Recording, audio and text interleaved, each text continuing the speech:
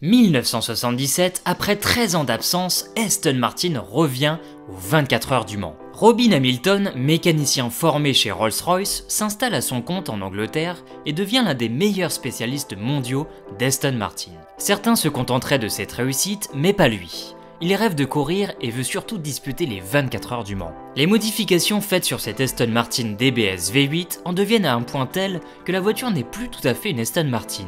Il lui faut alors lui attribuer un nouveau numéro de châssis qui sera connu sous l'appellation Ram 1.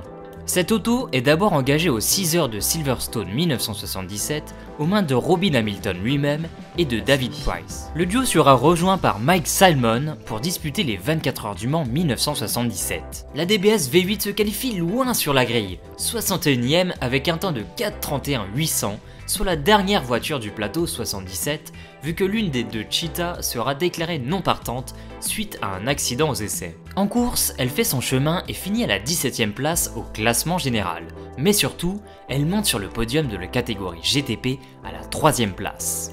On reverra cette voiture à plusieurs reprises en 1979 et en 1980 aux 6 heures de Silverstone où elle est pilotée par un certain Derek Bell. Elle refera les 24 heures du Mans en 1979 sous une livrée différente. Elle est toujours pilotée par le même équipage, c'est-à-dire Robin Hamilton, qui engage toujours cette Aston Martin, Mike Salmon et David Price.